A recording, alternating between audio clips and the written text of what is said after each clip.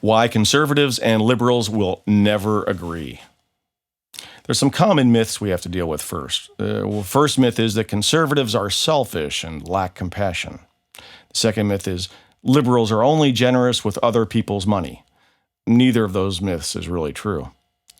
First of all, let's look at who earns more money and who gives more to charity. Surprisingly, registered Republicans give 30% more to charity than registered Democrats.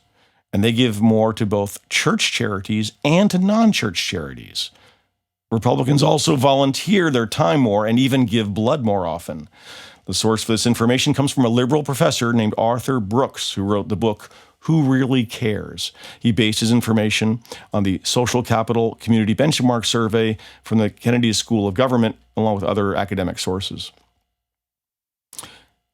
San Francisco versus Pettibone, North Dakota.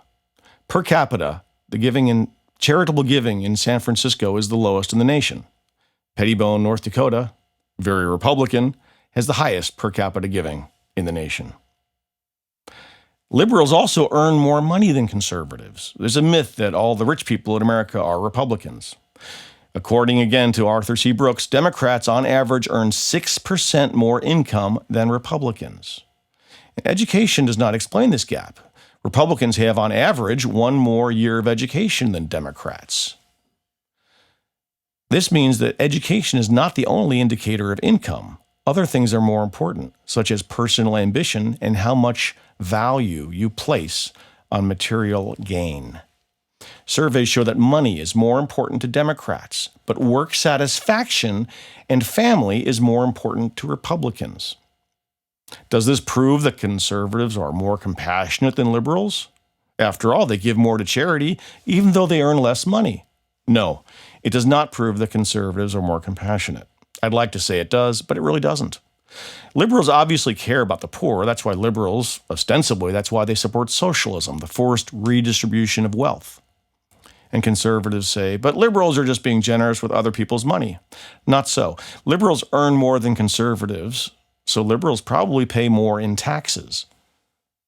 Well, then why do conservatives give more to charity if they're not really more compassionate? Because conservatives and liberals have opposite views of the government and what the government should be doing. Conservatives believe voluntary giving should help the poor. That's why conservatives give more money to charity. Liberals believe the government should be helping the poor, not private charity, and that's why liberals give less to charity. And they're more willing to pay higher taxes. Now, some liberals actually oppose any type of charity at all. Why? Because charity implies that poor people are not entitled to help as a matter of right, that they don't have a right to a basic income. According to liberal professor David Wagner, charity is reinforcing an ideology of volunteerism that obscures the fundamental destruction of rights, unquote, the rights of poor people. Some liberals are positively hostile to private charity. According to the liberal author John Steinbeck, giving builds up the ego of the giver and makes him superior and higher and larger than the receiver. Nearly always it is a selfish pleasure, and in many cases it is a downright destructive and evil thing. Liberals and conservatives have also got opposing views of what a right is. To a conservative, a right is anything that you can do which does not impose any duty or obligation on other people. So you have a right to speak freely, to worship freely, to own guns, the entire Bill of Rights, because enjoying those rights does not impose anything on anyone else. But if other people must pay for something that you want, then that's not a right. You don't have a right to food stamps, Section 8 housing, health care, etc., because other people are forced to pay for it. Liberals have the opposite view. You have a right to anything you really need in life. According to liberals, anything you need is a right, even if other people must pay for them. Let's get a little deeper. Why do conservatives and liberals have such different ideas about rights? And this is where we get to the core difference between conservatives and liberals. Conservatives value liberty above everything else. Liberals value equality above everything else. According to Patrick Henry, he said, "Give me liberty or give me death." The conservative Barry Goldwater said, "Extremism in defense of liberty is no vice. And conservatives believe that liberty includes property rights. So if socialism violates property rights, then socialism violates liberty.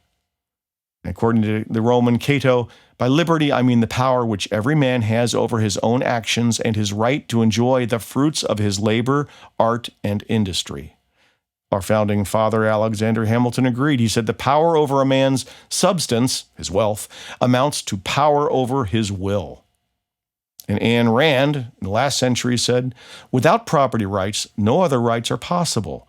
Since man has to sustain his life by his own effort, the man who has no right to the product of his effort has no means to sustain his life. To conservatives, property is so important, they believe the purpose of government is to protect property rights, not to redistribute the wealth. According to the ancient Roman Cicero, quote, the chief purpose for the establishment of states was that individual property rights might be secured. It is the peculiar function of the state to guarantee to every man the free and undisturbed control of his own property. John Locke, the great philosopher of the Enlightenment, agreed. He said, the great and chief end of men uniting into commonwealths, governments, and putting themselves under government is the preservation of their property. The founding fathers, Thomas Jefferson and John Adams, agreed.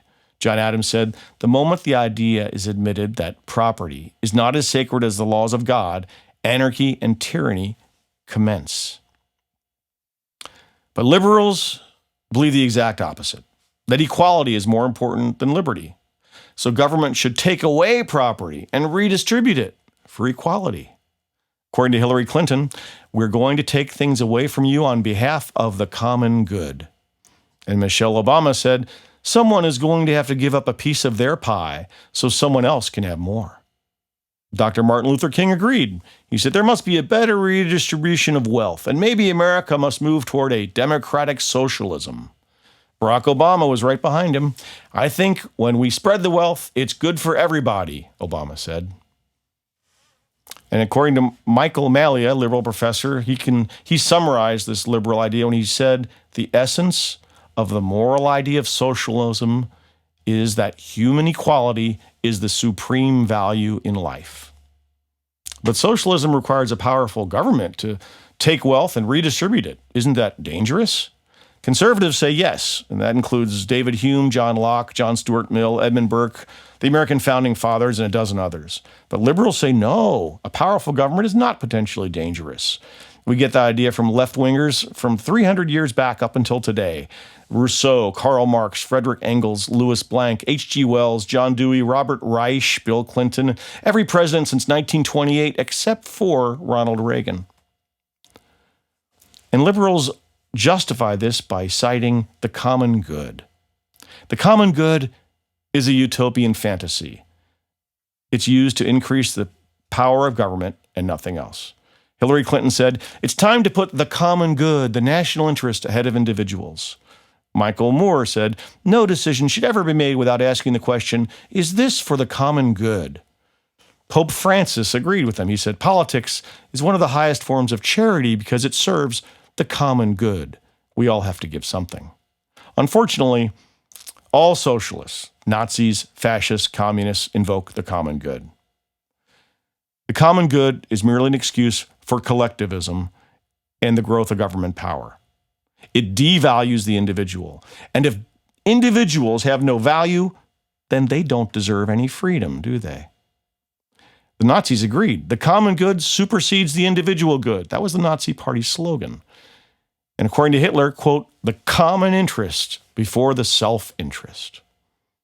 And according to Nazi ideologue Gregor Strasser, we are socialists. We are enemies of today's capitalist economic system with its exploitation of the economically weak, its unfair wage system, its immoral way of judging human beings in terms of their wealth and their money. The fascists agreed. They also wanted to redistribute the wealth. According to the Fascist Handbook of 1936, economic initiatives cannot be left to the arbitrary decisions of individual interests.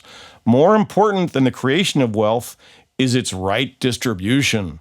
Private wealth belongs not only to the individual, but in a symbolic sense to the state as well. Benito Mussolini even said, I am and shall remain a socialist, and my convictions will never change. They are bred in my bones. The communists agreed. Adam Weishaupt was the founder of the communist Illuminati. He said, "Our object may be said to be the establishment of a, quote, universal equality of condition." Vladimir Lenin agreed. He was the world's first communist ruler. He said there must be a reordering of economic life so that all economic resources of the nation are bent for the good of all. The heart of liberalism is socialism, the forced redistribution of wealth. Karl Marx said, "From each according to his ability, and to each according to his need." And that credo has been at the heart of every socialist thinker since Karl Marx.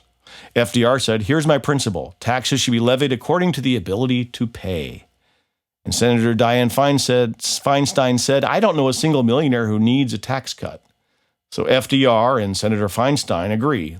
Liberals want the government to tax you based on your ability to pay, and then the government will let you keep what it thinks you need. Even famous socialists admit that modern liberalism is really just socialism.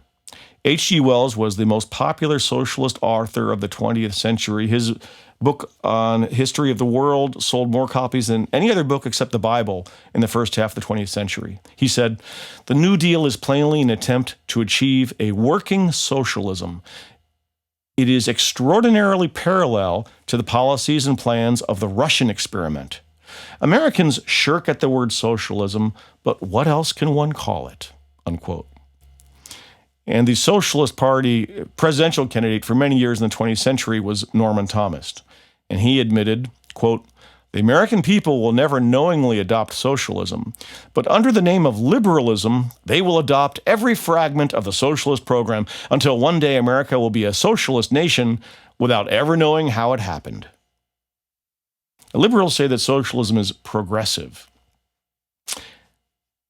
According to David Galland, a conservative, he says, quote, "The emotion of envy dates back to the earliest human apes. Simply put, if you and your family did not have food or shelter, you could correct the situation by conking the other fellow on the head. Of course, nowadays, conking people on the head is largely frowned upon, so the unsuccessful or discontented people simply vote for politicians who promise to do the conking for them by confiscating and redistributing the wealth. So socialism, unquote, socialism is not progressive, it's very regressive." Another big difference between liberals and conservatives is that modern liberals call for collectivism. So the state can impose any policy at once and take away any of your rights. And collectivism leads to unlimited government power. Conservatives want individualism, so the state cannot violate certain rights of the individual. And this means you'll have a government with limited power. This conflict is fundamental. Conflicting views of rights mean that liberals and conservatives will never agree on our form of government. And conflicting views about what our highest value should be, freedom, liberty versus equality, means that liberals and conservatives will never agree on virtually any social policy. The result is unavoidable conflict. Conservatives want limited government to prevent socialism. Liberals want unlimited government to impose socialism. And now we have to think, which theory, liberalism or conservatism, will determine your life? How will either theory affect you? Well, whoever controls the government will control the economy, and that will affect your life. Modern liberals control the culture and the government. The established news media, the public and private labor unions, Hollywood and television, schools, all the way from grade school through colleges, and all the universities. So modern liberalism, socialism, will affect you. America is under attack from within. No nation can survive when its young people are taught to reject the foundations upon which the nation was founded. The modern liberal establishment, which controls our schools, the news media, mass culture, they teach our children to reject the founding fathers, to reject the Constitution, to reject traditional rights, freedom of speech, religion, property. And they're taught to reject traditional sexual morality and even traditional marriage. Nothing is sacred to liberals. And the result? Liberals are fundamentally transforming America. Just before Barack Obama was elected in 2008, he said, "We are 5 days away from fundamentally transforming the United States of America." He was right. And not just in the USA, but the whole world has changed in the past 100 years. For 5,000 years, governments were not socialists. Taxes were spent only on the military, public works, canals, irrigation, and the government bureaucracy and maybe a state religion. But that was all. But that's changed. Socialism now will affect you. Every developed nation now has extensive social welfare programs.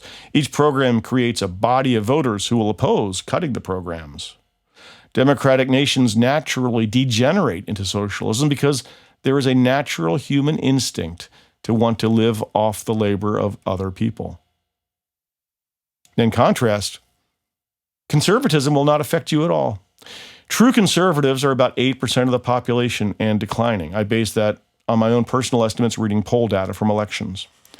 According to the former KGB agent Yuri Bezimov, the left-wing effort to push Americans towards socialism has been very effective. He said, quote, "Marxist Leninism ideology has been pumped into the soft heads of at least 3 generations of American students without being challenged or counterbalanced by American patriotism."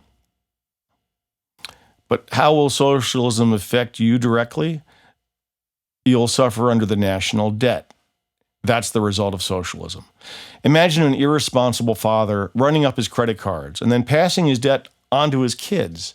That's what the federal government is doing to you right now and to millennials and to the next generation. Why are politicians increasing the national debt?